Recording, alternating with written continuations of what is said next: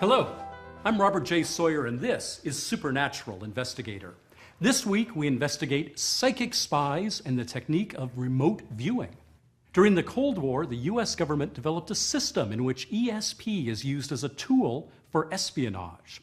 It is said to utilize human psychic aptitudes, enabling remote perception of time and space, and maybe even mind control.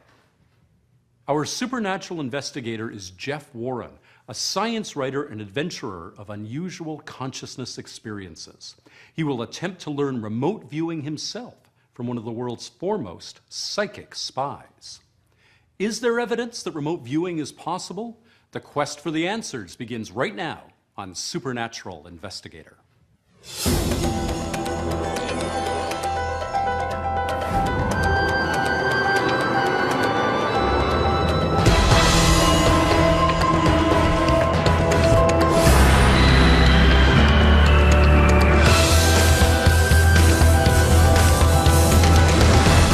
Do you want the party line history, or do you want the real history? I prefer the real history. Okay.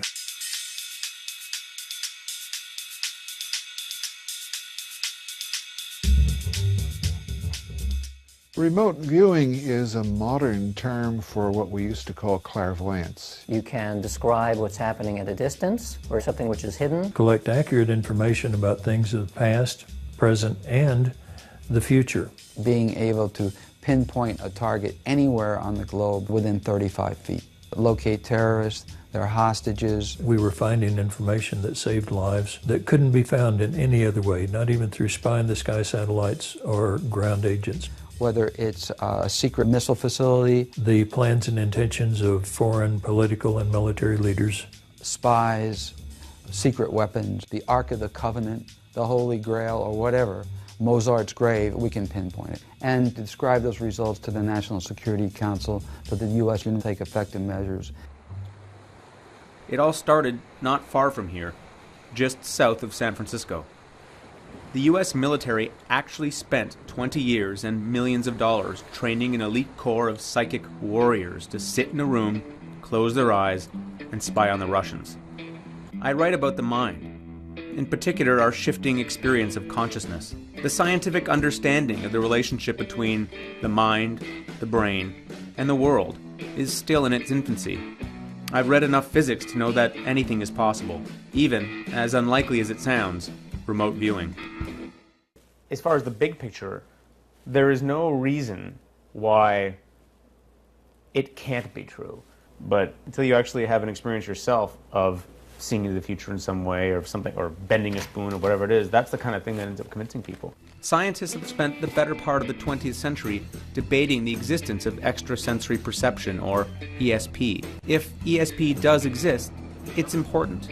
It points to a model of mind not entirely bound to our brains and bodies, rather, one that can range across space and time. The vast majority of scientists consider this preposterous. They may be right, or the world may be stranger than most of us realize. In the case of consciousness, Dr. Edwin May, a former nuclear physicist, served as director of the military's remote viewing research program for over 10 years. in my view, and I can back this up with some hard data to support it, that I think there is one and only one phenomenon, and that is precognition. Okay. May brought remote viewer and psychologist Nevin Lance to do a demonstration. Nevin would attempt to describe a photograph that would be randomly selected by May's computer at the end of the session. My mind is blank.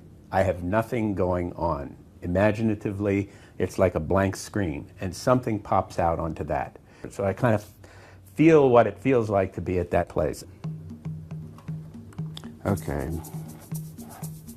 So it's a mountainous area, and I'm looking down into a natural body of water. I think that's about all I can get out of this one. Obviously, it's an alpine scene of some kind, a pool, these mountains. Hang on, you'll get a chance to see whether we're right or not. Da-da-da-da-da. And we didn't get it, nor did he. Isn't this water here? No. What's that? That's Plateau. That's the Grand Canyon. So he scored right at chance on this particular session. You're fired. All right, you gonna want to do another one? Yeah, let's do another one. Okay, repetitive curve shapes, vegetation. Here goes your feedback.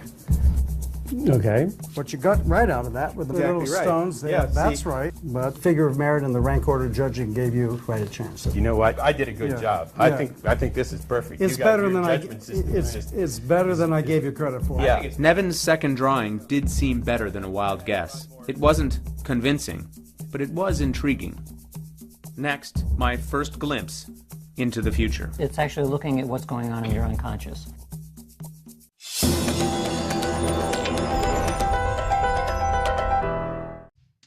In the 1970s, astronaut Edgar Mitchell founded the Institute of Noetic Sciences to explore the untapped potential of consciousness using the rigorous standards of science. When it comes to explanations for how remote viewing might be possible, Noetics senior scientist Dean Radin believes that extrasensory perception takes place beneath conscious awareness. Your sense of awareness, your sense of isolation as a separate thing is a little bit like taking a snapshot of choppy waves on an ocean. They're all little separate things, but of course, in the dynamic sense of it, they're all the same thing. So it's like that ocean is consciousness. For just a smidgen in cosmic time, it feels separate. You think of space-time as a medium in which you can travel, and somehow clairvoyance allows you to get information from anywhere in space-time. This is a presentiment experiment. You sit in front of a computer, you press a button, and 3 seconds later you see either a very calm or a very emotional picture. And we look at the physiology to see how was your skin conductance behaving before you saw the picture. Typically, people begin to become more aroused before the emotional pictures than before the calm pictures. It's an unconscious way of showing the precognitive effect for 3 seconds in the future. Imagine something that you consider to be emotional. I'm going to think of a gross image right now. Well, there you go. As soon as you started to think of it, it showed a response. It's so strange. It's like having a little thing reading your mind. Well, it is. It's actually looking at what's going on in your unconscious. Radin has found that arousing images of sex or violence or food provoke strong physical reactions 3 seconds before the picture is actually shown. So what images did I find most arousing? You did get one image which gave you a big shock. It's either a snake or food. Food, probably, because I'm hungry. I know which one it is. I bet it's the pastry one, or the, there's a pastry one and there was a kebab one. Yeah, a kebab one. So this is the other biggest response on that. It's funny, it's true. Yeah, that's making me hungry too. It made me hungry. Yeah, look at that. That looks pretty good. Here's the moment that the picture actually appeared. You actually begin to see it right there. Okay, I see. So this, in a sense, is showing the effect of your mind spread out through time. Our feeling of being separate is an illusion. Whatever the mind is, it transcends that illusion. Wow, so I can see into the future. Except only my fingers know. The results were fascinating. They demonstrated a small but significant precognitive effect, and yet even Radin admitted these results were only relevant within a much larger data set. So I'm psyched to go to Vegas and see if there are ways to teach this, But I'm sure it'll be bored housewives and out of control new age thinkers, and it'll be interesting to see the culture of it. Anyway. Although I found the remote viewing history and experiments intriguing, I'd yet to experience anything conclusive. Perhaps things would be different in Las Vegas.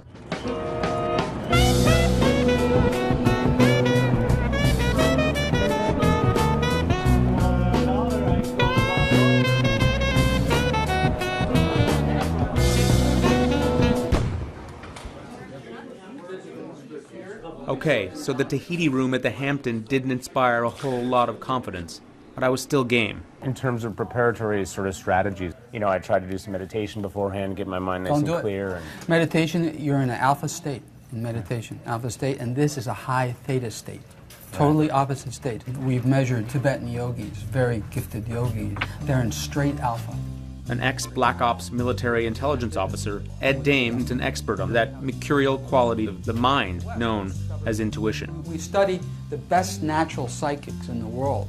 Your brain is an oscillator, an electrical oscillator, as most of you know. That's why EEGs work. Major Dame's system consists of pages of questions about the target, which you must answer with the appropriate descriptive adjective.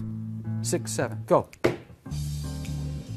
Ideogram, fast, fast. No, that's too slow, fast, fast. Look at your paper. Don't look at me. What textures are present in the site? Guess. An ideogram is a graphic doodle that represents an idea, which allows you to tap into your non-rational intuition. You've got to stop thinking. Stop it and go.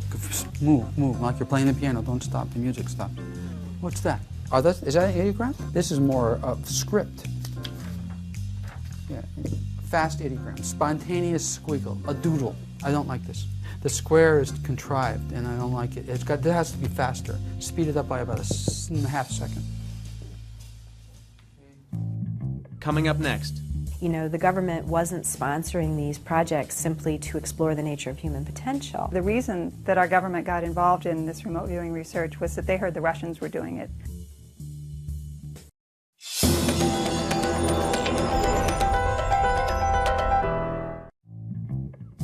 The rumor certainly was that the Russians were putting enormously greater effort into psychic spying than we were, and we needed to catch up. But they had 40 institutions all across the USSR interested in psychotronic weaponry, supposed devices that could influence persons' behavior. Remote influence stopped the heart of an American president. They would aim this gadget at, say, President Reagan at the height of the SALT negotiation talks, and he would feel nauseous and feel sick and couldn't be at his top of his game during negotiations.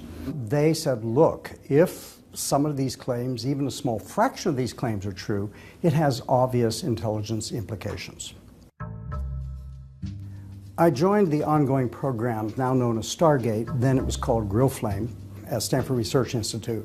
These were top secret, code-worded types of programs. If you weren't read in onto the program, you didn't even know the existence of the program. It was black ops, basically. Not really ops, more like black research at that point. To be a consultant on the project at SRI, I had to receive a top secret security clearance on pain of a $10,000 fine and 10 years in jail, although there was one cheaper one which was only a $5,000 fine and 5 years in jail. I don't remember what the cheap secrets were though at this point. Dr. Charles Tart is one of the founders of a school of thinking called transpersonal psychology, which studies the spiritual aspects of human experience. He's been conducting ESP research for over 40 years and was an early consultant on the Stargate project. One of the agencies sponsoring the research asked them to view a site in Siberia.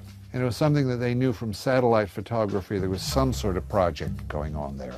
And the remote viewer told them there was this very large shed there and that they were building a submarine. And the agency initially thought this was nonsensical. You don't build submarines in the middle of dry land. And besides, this was much too big a submarine. It was beyond what was considered feasible to build a submarine. A year later, they pulled the end off the shed and dug a canal out to the North Seas, and the world's biggest submarine came out. I was personally impressed. After Stargate, many of the remote viewers retired from the military, but continued to use their skills in the private sector to sell business advice and teach the trade to aspiring psychics. Former Sci-Spy Lynn Buchanan agreed to demonstrate his remote viewing technique before an advanced class of students at his home in New Mexico. I picked one target that you don't know what it is.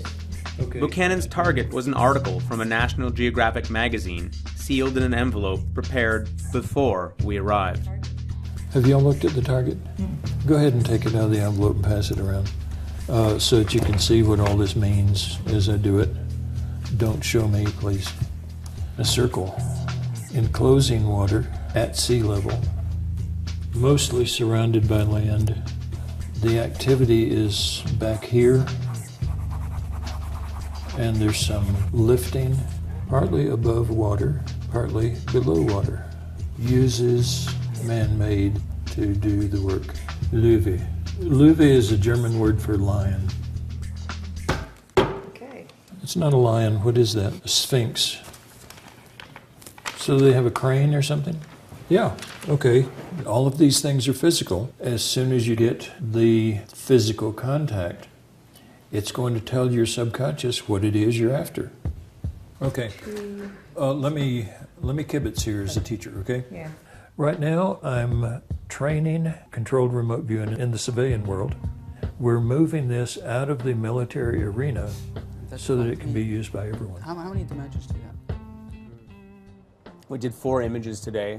The first one was the Matterhorn. We'd like to see an ideogram like that. That would be nice to see, okay?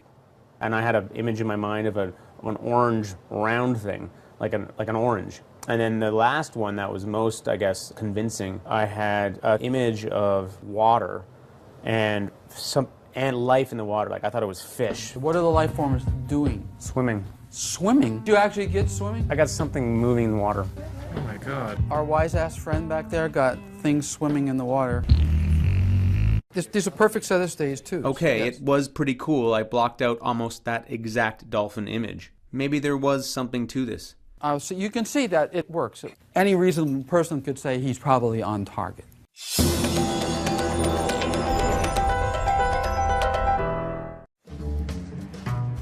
After the Cold War, the government was forced to declassify some details of the Stargate project, placing the military's psychic research under public scrutiny. Naturally, many in the press thought the whole thing was hilarious. John Ronson's The Men Who Stare at Goats is a good example.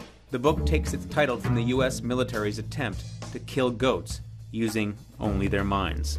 I have a concern about being filmed with this particular hat because I know it looks really goofy, but it also it blocks like 99% of the sun. Yeah. So Oh, you look great. You look like the mad butterfly keeper. yeah, everybody almost by definition is interested in the strange stuff, and yet you can't look at it in a serious way. Yeah. So like the thing I was annoyed with the book about the men who stare at goats is that you feel the smirk all the way through it. It was like they picking out pieces that would look kind of quirky and funny, and It's so true, and it's ridiculing this idea that it could be possible. that's you know. a large part of it, yeah. I have a certain sympathy for why programs ought to be secret. I'm not going to get any shots of you staring at goats. No. Although I am staring at goats. but with no evil intent. It's a myth that the U.S. government was highly supportive of the remote viewing effort. Not true. They did everything in their power to shut us down weekly. Ray Hyman and I were chosen to assess the government remote viewing program mainly because they wanted people who are already familiar with the work but who they knew would take two different perspectives. And I had already published work saying that I believed there was really something there based on the data. And Ray had been basically built his career being a skeptic. I found a certain consistent effect for remote viewing. It seemed to work at a certain level. And when I compared it to work that had been done in other laboratories across the world, I found the same effect. If you talk to skeptics, they'll say it's not consistent, but that's because they don't understand statistical evidence. Jessica Utz has written textbooks that set the standard for the field of statistics. Dr. Utz worked on the Stargate project and was a perfect candidate for the program's scientific review. So what does this data actually look like? Well, it usually would come in reports of this form here. So this is an official SRI report. Were you satisfied with the access that you got? I was not happy that we weren't allowed to look at any of the operational remote viewing. We had been asked the question, is this useful for intelligence work? And then we weren't given the information that we needed to answer that question. They went through the motions of doing the review, but I think they had decided already that they weren't going to take it on. Despite her limited access, Utz found the program had achieved real results, but her co-evaluator disagreed, and the project was discontinued. I'm gonna leave you alone on this exercise. We're not gonna be able to solve this problem unless you guys do a good job. So, but we don't know if we're looking for a place or for an event or a person. We don't know anything. Completely blind. 7224. I've selected a target, the answer for which I do not know. I chose a gentleman in the student body who is from Karachi, Pakistan. The target is the nearest significant feature to his primary residence, and I don't know what that might be, but of course he will.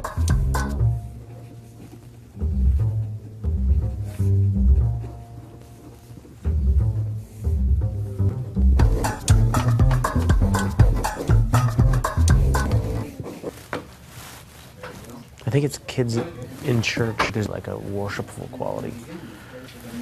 I have no idea. It could be it's almost certainly my imagination. This is the target that I picked. Ready? Moyez Hussein, primary residence, nearest significant feature. He lives in Karachi. So now you have to tell the class, what the heck is that structure? Is there a church near your house? Across the road, yes. Really? Very close. It's a big temple, quite a big temple. Well, that's the one. That's the nearest significant feature. target is this church, and there's like pews, people, and looking forward to an altar, and there's windows and light coming in, and it's a church. Yeah. Is that it? Yeah. Yoga class, lecture, meditation, right at the place. Really? Yeah. Something very interesting here. He has mentioned about the temple. This is the answer. We couldn't ask any more of a new viewer than this. It's total head trip stuff. I mean, if it is true, it just changes so much. This idea that you're training a certain kind of intuition seems interesting and useful to me, and there may well be a kind of knowledge that does exist in there, and maybe this is a technique for getting it. It was fun. There's always that little hope inside you that, well, maybe it's true. If it is possible, that's very exciting. In this case, you have a phenomenon that was repeatedly demonstrated again and again to contract monitors for 20 years. So somebody knew that it was useful. The data is in my view, incontrovertible, that there is, in fact, an anomaly we don't understand. Enough useful information in intelligence gathering operations was gotten through remote viewing that it helped increase the security of the Western world. Do you think they've started again in some covert fashion? I hope so. Though there is still a lack of hard evidence that humans are capable of ESP, it is clear that the mind has many abilities that science cannot yet explain. The American military claims that remote viewing was not a feasible tool for gathering military intelligence, but others continue to pursue the dream. Is the human mind capable of remote viewing?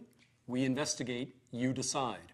I'm Robert J. Sawyer. Thank you for joining us on Supernatural Investigator.